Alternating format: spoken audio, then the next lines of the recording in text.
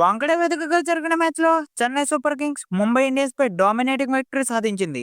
Mumbai Indians పై ఏకంగా 103 runs తేడాతో గెలిచింది.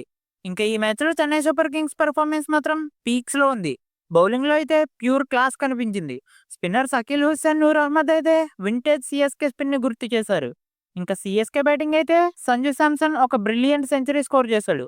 ఈ సీజన్ లో సిఎస్కే తరపున తన సెకండ్ సెంచరీ స్కోర్ చేశాడు. సంజు శాంసన్ మొత్తం 54 బాల్స్లో 101 రన్స్ స్కోర్ చేసి టీముకు మంచి స్కోర్ని అందించాడు. ఇంకా మిగిలిన సిఎస్కే బ్యాటర్స్ పెద్ద స్కోర్లు చేయనప్పటికీ మంచి కాంట్రిబ్యూషన్స్ అందించారు. ఇంకా ముంబై ఇండియన్స్ చూసుకుంటే బౌలింగ్లో అలగజన్ ఫర్ అశ్విని కుమార్ తప్ప ఇంకెవరూ కూడా మంచిగా బౌలింగ్ చేయలేకపోయారు. ఇంకా బ్యాటింగ్లో చూసుకున్నా కంప్లీట్గా ఫెయిల్ అయ్యారు. కేవలం 103 రన్స్ మాత్రమే కొట్టి ఆల్అౌట్ అయిపోయారు.